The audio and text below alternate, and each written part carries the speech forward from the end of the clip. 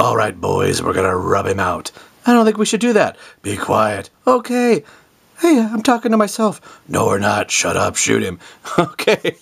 Welcome to Rob's Rogues in the Batman universe. And today, of course, we're taking a look at Two-Face. I have a little bit of fun here. Two-Face has always been one of my favorite Batman villains. He has just, I think, a lot going on, internally with the character. And I think he's the closest villain that kind of represents the duality that Batman is dealing with. It's been said throughout movies and comic books that Batman is the real persona and Bruce Wayne is the mask that Batman wears.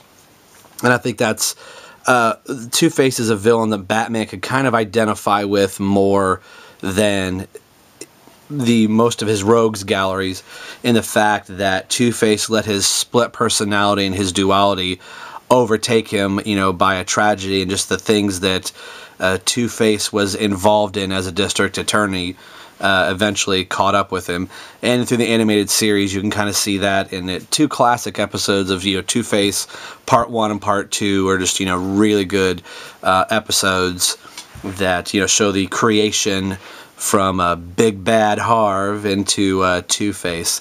The color scheme for Two-Face in the animated series, I as much as I've always liked the character in comic books, I do like most of the Two-Face design from the animated series, but the thing that I don't like, that I wish they wouldn't have given him the white hair. I know it's a little bit more of a good contrast for his face,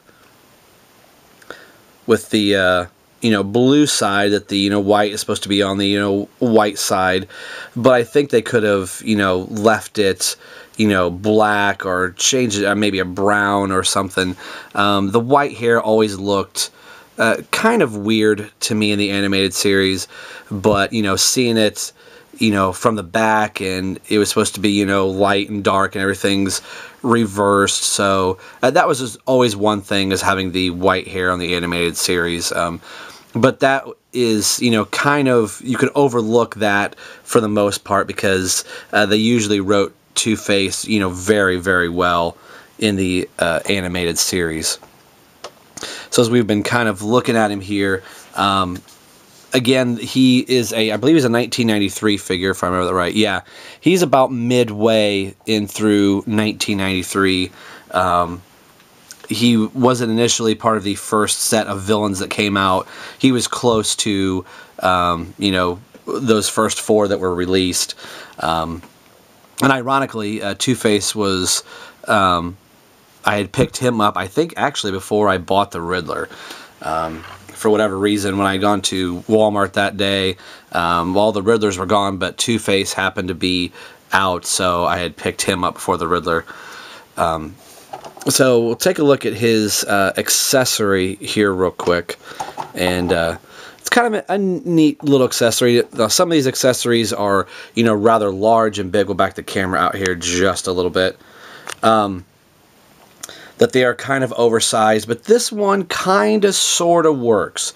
You could kind of imagine that Two-Face has this big, huge gun, and I like that it's not only a double barrel, but it's a quad barrel, so you have 2 times or 4 times the firepower, 2 times 2 is 4, so I think that's kind of cool, as Two-Face is kind of falling over here, and that's something we'll get into with the figure. He is a little back heavy. But we're talking about the accessory, so why don't you lean up against Wayne Manor there, Two-Face. Now, this was an interesting little gimmick. He does have another accessory, which I'll show in a minute, but they kind of use the whole coin motif on his gun. You can see it says safe, top and bottom, and then fire. So, when it's in the safe mode, you can't fire the missiles out of here. So by turning it to the fire position, the underneath side, I don't know if you could see that, is thicker on one side, so it pushes down on the firing mechanism, so the firing mechanism can't come up. So now that there's nothing impeding it, you can kind of pretend like, oh, he's going to flip his coin to see if he's going to shoot somebody or not. So now that that's not there, you can clearly fire the missile. And much like the Riddler's, I had said the Riddler's missile gadget fires really far. This one fires almost as equally as far. There's a really good spring in there. And I don't know if you can see it or not. You can maybe kind of sort of see it up in there.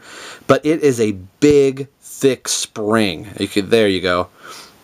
So it's only a few coils, but they are some strong coils in there. So this is one of those, you'll shoot your eye out. Don't ever point it. Hey, don't point it. So that was a neat little gimmick that you could kind of make believe he's flipping his coin. And with a lot of the gadgets, once you put the missile in, sometimes accidentally you would just push the button and it would automatically fire. So this way, you could have it in the put your safety lock on, and you won't go launching it around. So if you're trying to pose the figure with the gun or missile, you won't shoot yourself in the eye. So, and he does hold it really well. I did make mention that he is a little back heavy, but I think he's back heavy so when he has his gun, he's able to stand and not fall down. But, you know, again, a lot of these accessories I don't pose them with. So once he doesn't have a gun, then he is back heavy. So you have to bend him forward just a little bit to make him stand. So now that we're kind of looking at the figure here, I really like this side. It would have been cool if they would have given us a regular Harvey Dent that we could, you know,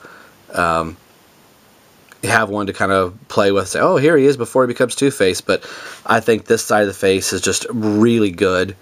And then, of course, you get into the scarred side, and the detailing work is also really very good. You kind of see the red warts and the lazy left eye, or lazy right eye, excuse me. I don't know my sides, Rob. Yeah, I was right. It was the left. But just a nice... This is some really good paint application from Kenner. As some figures I mentioned, like Killer Croc, they really didn't paint much at all. But in Two-Face, they really knocked one out of the park here. And I think it's a very... Again, all these figures are very good representation from the animated series. Now... This side should have been like a bluish, dark, maybe almost a white. But over time, I don't know if the camera could pick it up. If you could see, I have some yellowing of the figure. And I don't know what caused this. It's really kind of a bummer about this figure. I didn't spill anything on it. I've always kept my figures really good condition. I do have some red scratches, so evidently I must have been playing with it a little hard. But... I have seen some other people's figures that just kind of yellows after a while, and I'm not sure exactly what causes that, if it's a paint breakdown, but so if it is disappointing, it's nothing I'm going to knock the figure for. I think it's, I mean, the figure is 20 years old, and, you know, we've got to keep our figures in good condition, so maybe I should have been putting him in the plastic bag a lot sooner than I had. But I did have him in a case, a carrying case, which you will see as we move through the animated series reviews here. But then I have some other scuff marks. So again, for a figure that's 20 years old, things are going to get beat around, especially when I was in, you know, high school, and I may not have been taking the absolute care of all of my figures. So some of these, you know, imperfections are my fault, or they were sitting on a shelf and had fallen down, and you know, things of that nature. But again, I do like this figure a lot. I do have the New Adventures of Batman Two-Face, that when we get to the New Adventures of Batman, the final season of the animated series, we'll kind of do some comparisons between the two. Now, I did make mention that Two-Face does have one other accessory, and apparently Two-Face is really good at the slalom run, and he is also a very good gymnast. I don't think a lot of people knew that. And here is his gymnastics medal that he won for the parallel bar, and so I'd like to present Two-Face with this medal. This is an accessory that Two-Face came with. You know, I'm joking. He wasn't a gymnast. He did skee ball. So this was the way that Kenner gave us a coin for Two-Face. That they gave it to him so he can have some bling. So he could be like, yo, ladies, do you want to roll up in my car? I don't think we should do that with the ladies. Trust me, you'll like it. So did I ever put Two-Face with his gold medal? No. Are you surprised that after 20 years I still have this? Yes, I am.